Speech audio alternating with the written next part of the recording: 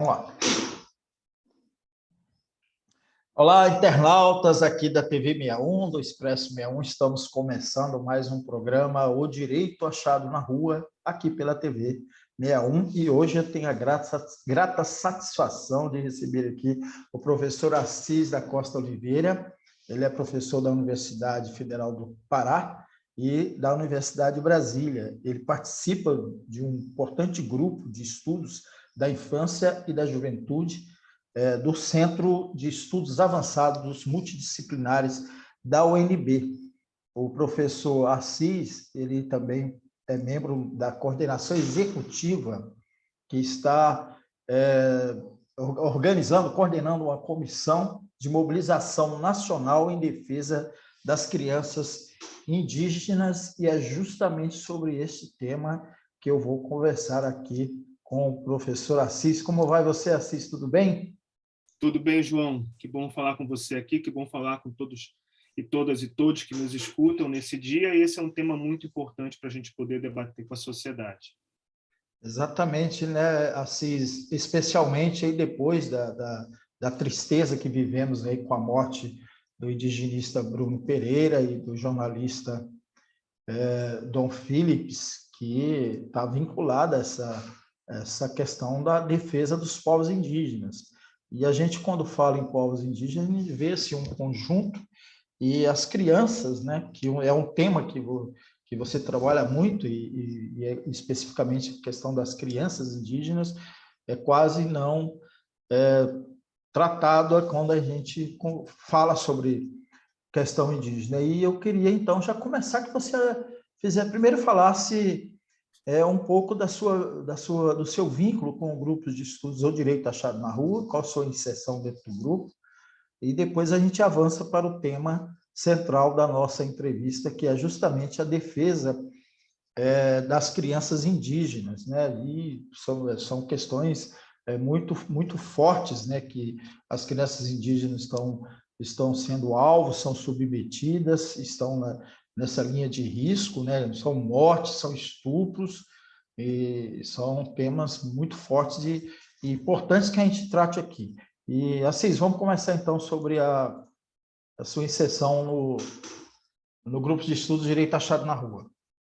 Certamente, João. Então, bem, é importante dizer que a concepção teórica do direito achado na rua, ou seja, uma concepção que vai discutir e refletir como a atuação jurídica dos movimentos sociais produz uma enunciação de direitos, né, ou seja, a construção de espaços políticos em que se desenvolvem as práticas sociais que enunciam direitos, é algo que foi fundamental para que eu pudesse ter um embasamento teórico para discutir justamente essas mobilizações que ocorrem entre os povos indígenas para poder reivindicar direitos que estão presentes na Constituição Federal, na Convenção 69, em outros documentos jurídicos, ou direitos para além desses que estão normatizados, né? E aí muito do que a gente vai discutir para as crianças indígenas são direitos que ainda estão num processo de enunciação a partir da rua, ou a partir da aldeia, ou a partir dos territórios étnicos desses povos mais tradicionais, mas que exigem alguma forma de reconhecimento, de normatização, ou mesmo que não normatizado, que exige o respeito, o reconhecimento da autonomia, da autodeterminação desses povos, para construir outros referenciais de infâncias, outros referenciais de cuidado, de atendimento, de educação e também de proteção para essas crianças, sobretudo contra o avanço desses empreendimentos econômicos legais ou ilegais, como garimpo, como grandes empreendimentos como hidrelétricas, enfim, desmatamento e uso predatório das florestas. Então, tudo isso bebe na fonte do direito achado na rua para que a gente possa compreender como esses sujeitos coletivos vão constituindo novos direitos a partir das suas práticas sociais, a partir das suas lutas, a partir das suas reivindicações e a partir dos seus modos diferenciados de vida dentro dos seus territórios. Então, é óbvio que esse marco teórico, para mim, foi fundamental. Eu participei durante um tempo, diretamente do grupo, né, coordenado pelo professor José Geraldo Souza Júnior, do Direito Achado na Rua, participei da disciplina dele na pós-graduação em Direito da UNB, e tenho desde então namorado com essa teoria, porque ela é fundamental para que a gente possa entender melhor as práticas sociais. Na verdade, a gente não está aqui tentando moldar as práticas. Na verdade, a teoria vai se moldando a partir das práticas sociais para poder melhor compreender essas práticas. E essa teoria do Direito na Rua, ela vem desde o momento em que ela foi formulada pelo Roberto Lira Filho, depois aprimorado tanto por Zé Geraldo quanto por outros, e outros que vêm também constituindo esse grupo amplo do Direito na Rua, serve muitíssimo para todos nós que estamos aí, digamos assim, articulados organicamente com os movimentos sociais e, no meu caso, com os movimentos indígenas ligados a pautas de crianças e jovens, sobretudo.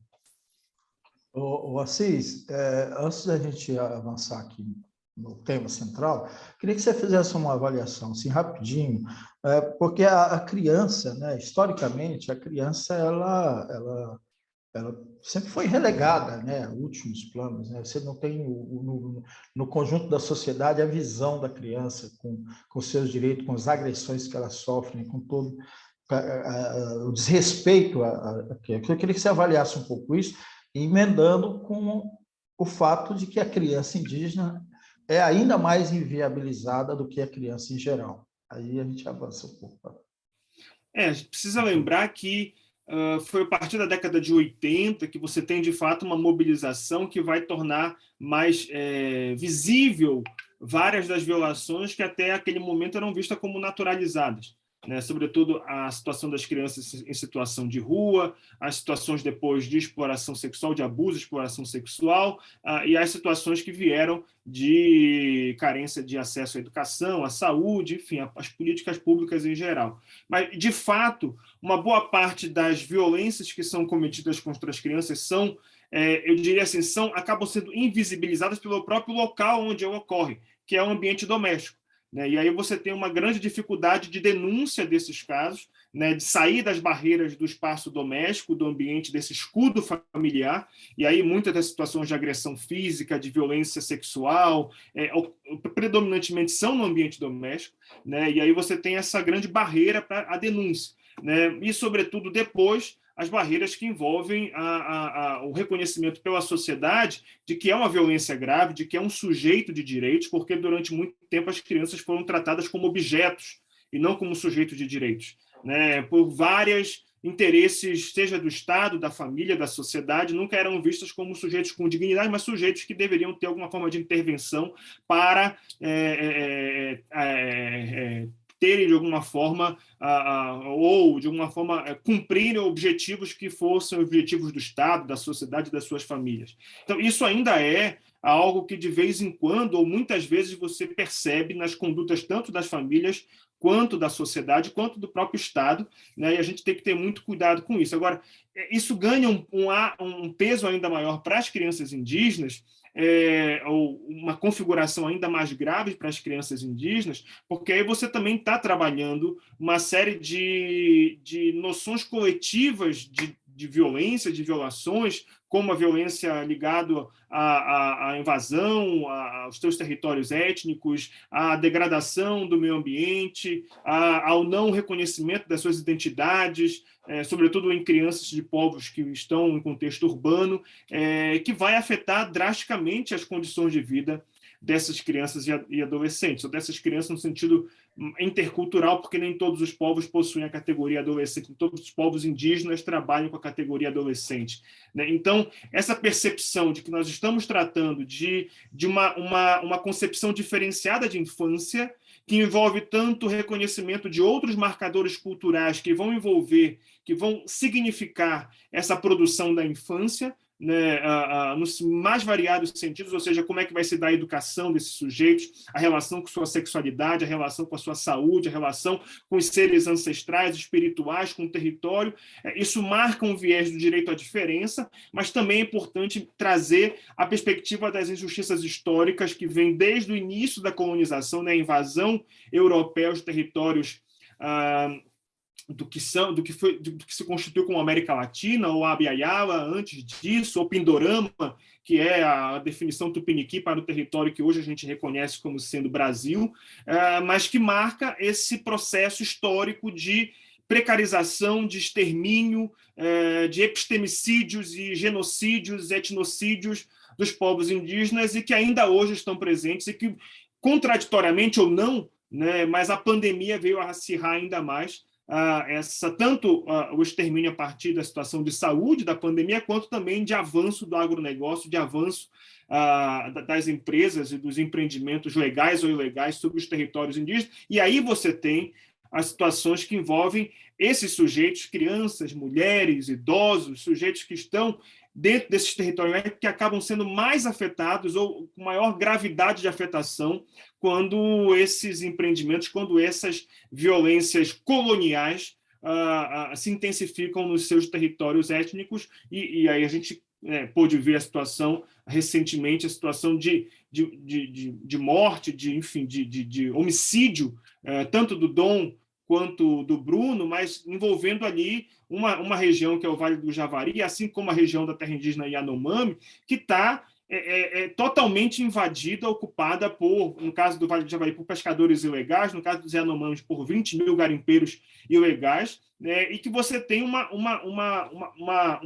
omissão do Estado em não dar conta, e não querer dar conta, né, dessas situações, não querer retirar esses sujeitos de lá, garantir uma seguridade territorial para esses povos, alguns, no caso do Vale do Javari, muitos povos em situação de isolamento, né, e que isso certamente afeta drasticamente as condições de vida das suas crianças, como no caso dos Yanomamis afetou a situação de integridade sexual e a ocorrência de casos que foram informados pela Rutucara Associação Yanomami, de casos de estupro de crianças que levaram, inclusive, ao óbito de uma delas, então, por garimpeiros, né? Então, essa é uma situação que a gente que mobilizou uma série de sujeitos para poder constituir uma comissão nacional, que a gente certamente vai falar mais adiante, não quero aqui antecipar esse diálogo. Não, mas já pode falar sim. Inclusive, já começa falando da comissão. Ela é formada, você é um dos integrantes, mas me parece que existe mais 2 pessoas, né?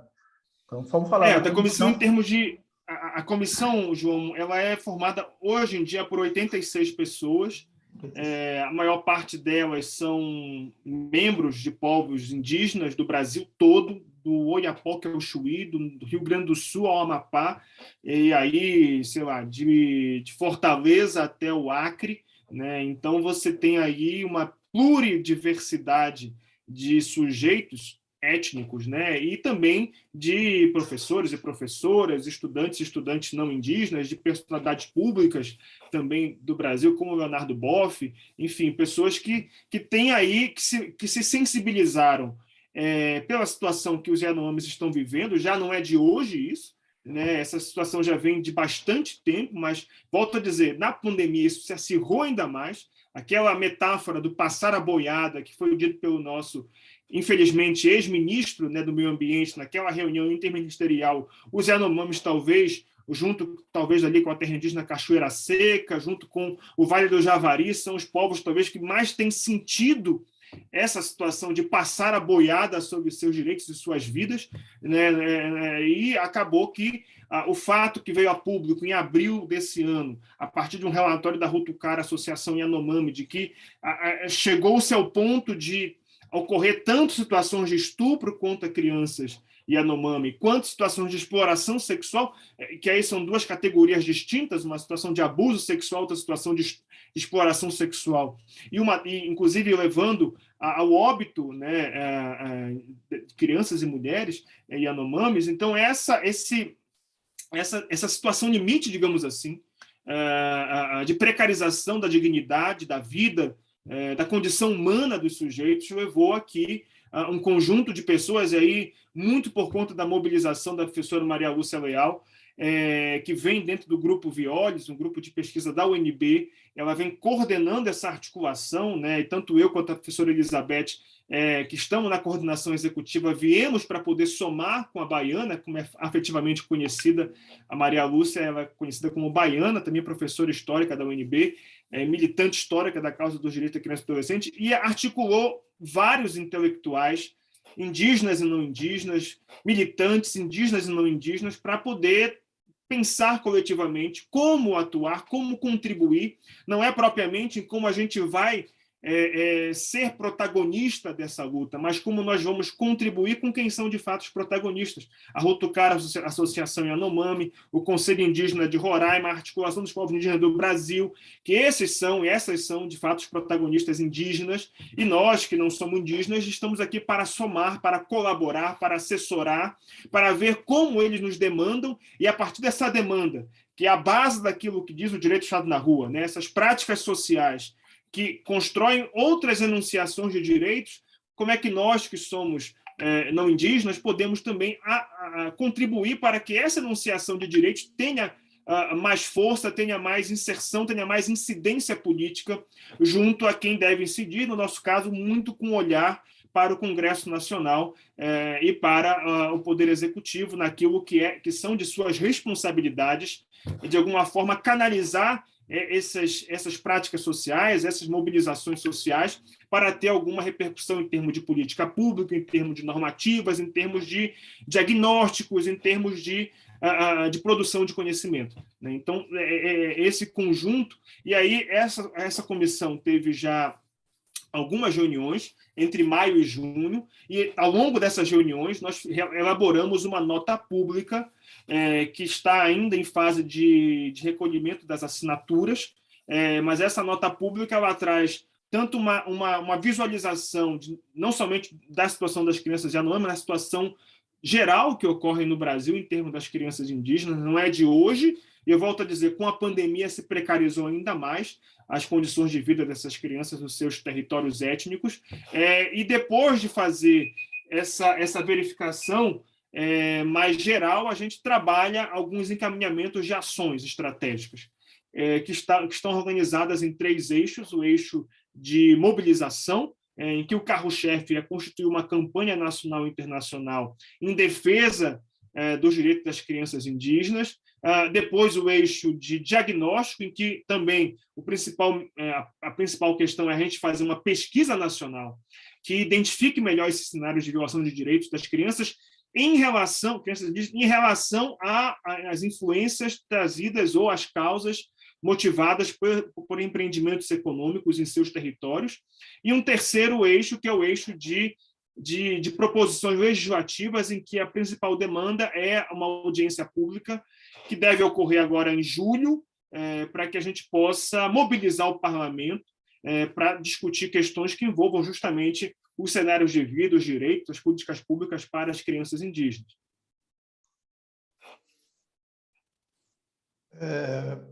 Assis, nós temos aí uma questão do marco temporal e que envolve a questão das demarcações. Tá? E você estava mencionando aí todos esses tipos de agressão. Eu morei muito tempo em Mato Grosso, aliás, eu estou aqui em Cuiabá, fazendo um trabalho, e eu fiz muita reportagem sobre as terras indígenas, a situação dos indígenas aqui. E me ocorreu aí, na sua fala, ocorreu uma situação que eu vivi, acompanhei e ajudei a denunciar, que é uma terra dos Bororos, na cidade de Pochorel. Tem acabou virando um distrito chamado Jaridori, que era uma aldeia indígena, e hoje existe um espaço que algumas...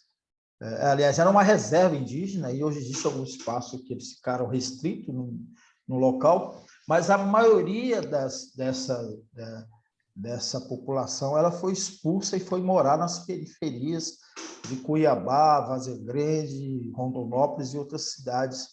E aí essas crianças ficam expostas, né, porque eles vão morar em favelas, condições totalmente expostas a uma série de situações.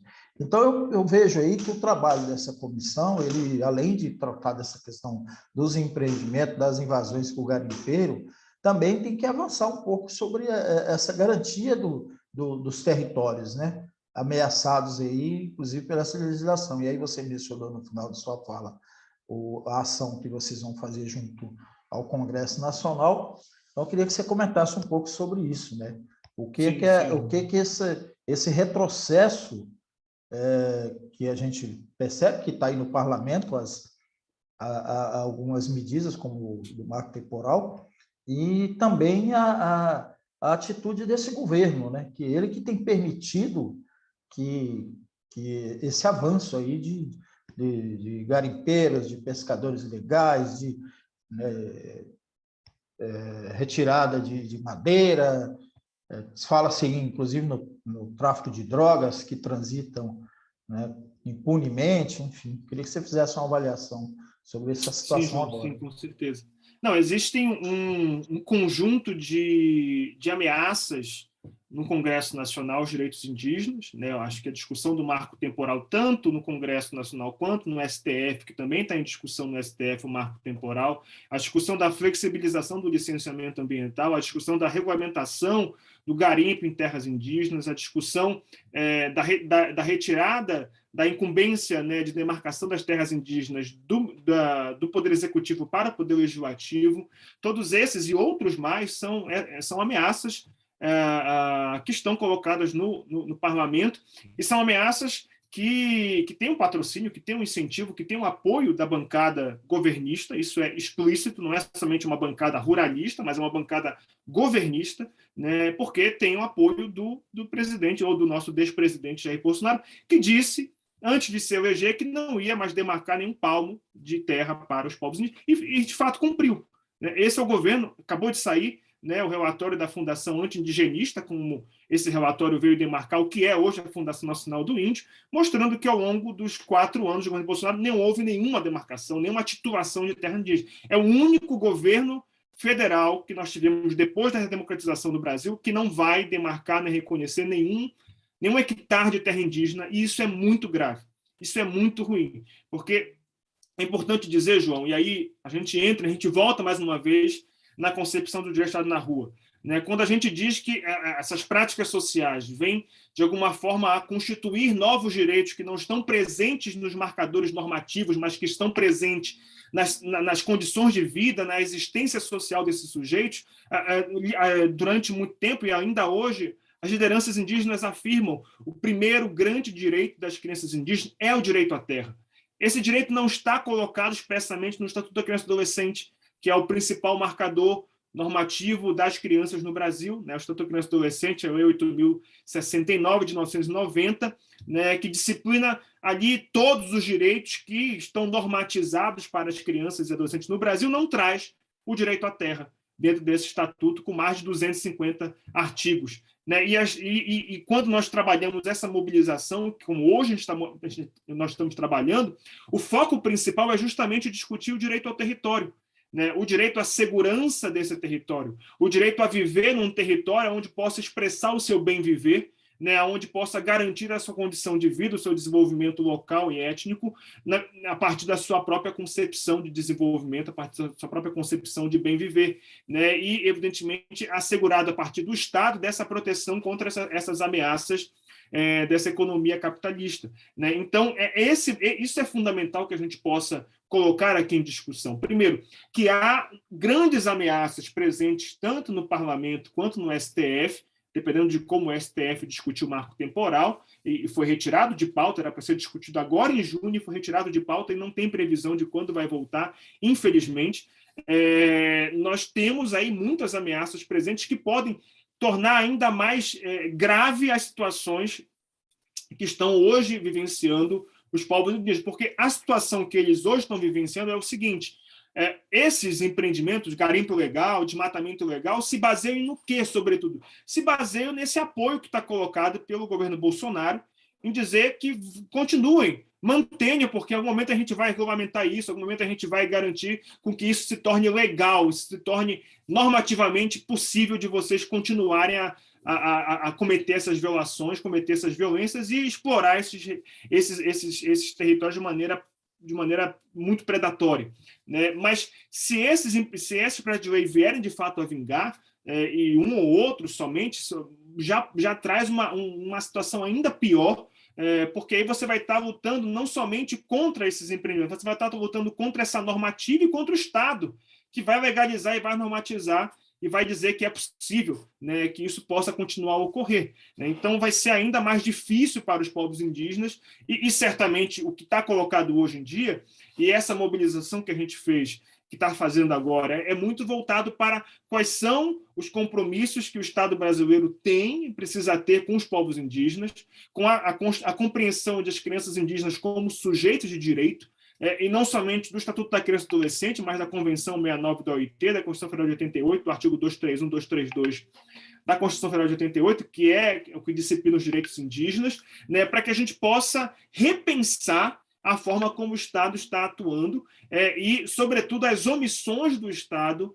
com as crianças indígenas e com os povos indígenas no geral. Mas, para isso, João, a gente precisa ter uma maior visibilidade de como é que estão se dando esses cenários de violação de direitos nos territórios indígenas afetados pelos empreendimentos econômicos ou os territórios indígenas afetados pela própria ameaça à sua seguridade territorial, né? Como você bem comentou da situação que você vivenciou aí no Mato Grosso, né? Então, esses cenários a gente também está tentando levantar a partir da comissão.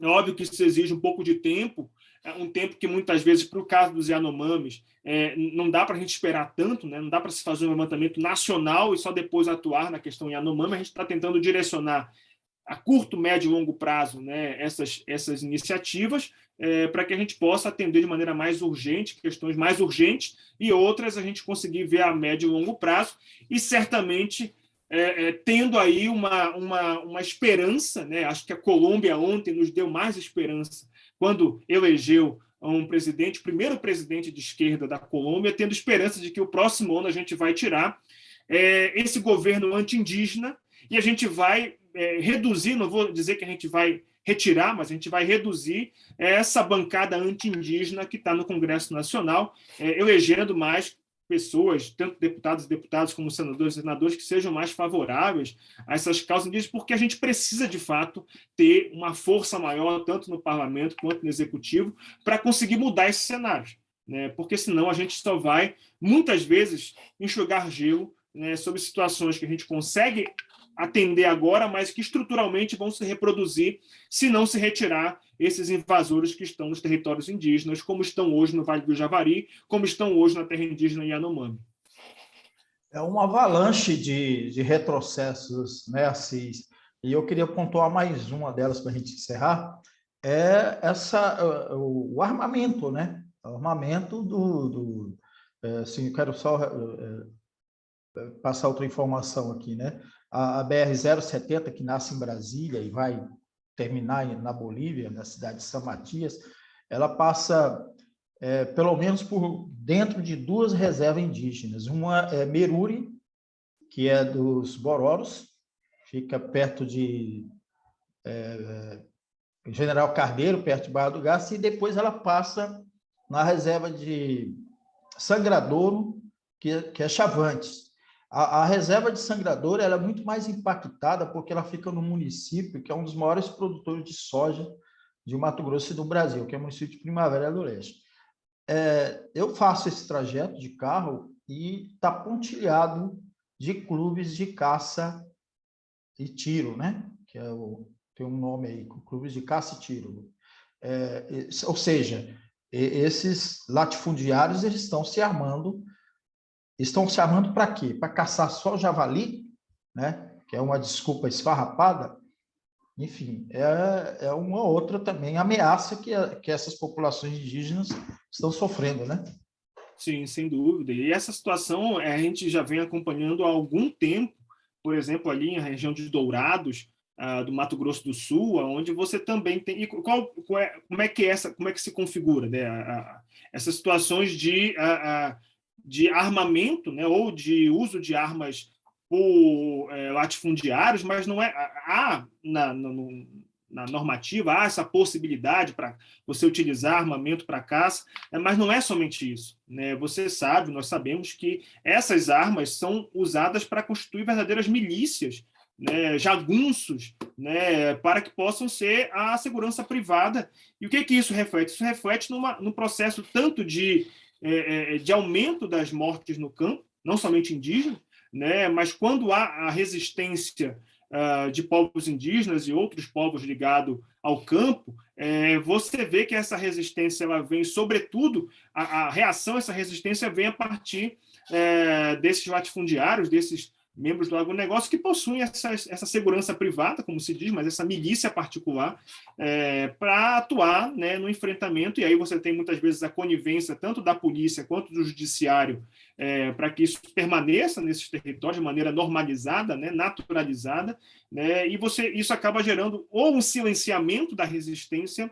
ou a morte daqueles que estão envolvidos na resistência, como a gente viu agora mesmo, por exemplo, no mesmo momento que você tem o Dom e o Bruno, que estavam desaparecidos, você tinha duas lideranças, o Guarani Kaiowá, lá no Mato Grosso do Sul, desaparecidas também, e não sei nem se já foram identificadas ou o que aconteceu com elas, mas estavam desaparecidas supostamente por um conflito com grupos privados ligados a fazendeiros lá da região do Cone Sul do Mato Grosso, que é a região ali de Dourados, né, que é a região muito crítica, que está envolvido numa situação também do agronegócio, a expansão dessa economia do agronegócio, diretamente impactando as terras indígenas e terras indígenas que não estão demarcadas ainda, como é a situação do Guarani Kaiowá, né, em reservas que estão confinados em reservas e estão exigindo outros territórios, que são os seus territórios tradicionais, e que até hoje o Estado não reconheceu, não demarcou e não titulou. Então, de fato, o armamento, o incentivo ao armamento que esse governo vem fazendo, com uma pretensa alegação de proteção e de garantia da democracia, vejam, e da liberdade, né? Essas são as contradições desse discurso, né? Ela vem trazendo uma situação ainda pior para a resistência dos povos indígenas no campo, nos territórios étnicos, e para todos nós que estamos agora, né, nessas ameaças por até mesmo uma ruptura democrática, né, incentivado por esse armamento da população, incentivado também por as próprias Forças Armadas, né, supostamente estarem patrocinando essa ruptura democrática. A gente espera que não chegue nesse ponto, que aí, de fato, seria algo, enfim, que a gente estaria discutindo a nossa própria sobrevivência enquanto pessoas aqui no Brasil, voltando ao que foi 68, né, de que a gente não poder nem se expressar politicamente num espaço aberto como esse, né, mas a gente precisa evitar, e os povos indígenas estão aí para poder também lutar contra esse processo de expansão do uso das armas, supostamente para garantir liberdades individuais, mas o contexto é de ampliar o autoritarismo e ampliar o silenciamento daqueles que resistem em defesa da democracia, em defesa dos direitos humanos no Brasil. Então, infelizmente, não são questões boas, mas são questões necessárias da gente refletir com quem está aqui conosco, e porque essa reflexão e a mudança sobre essas questões passam muito por aquilo que vai ocorrer em outubro, ou seja, uma mudança de perspectiva de quem são aqueles que nos governam e quem são aqueles que estão no parlamento, para que, de fato, a gente possa assegurar não somente os direitos indígenas, mas direitos humanos em geral para a população brasileira, num momento tão crítico, tantos milhões de pessoas que estão agora no mapa da pobreza no Brasil, da fome no Brasil, né, e que a gente precisa pensar em todos esses e todas essas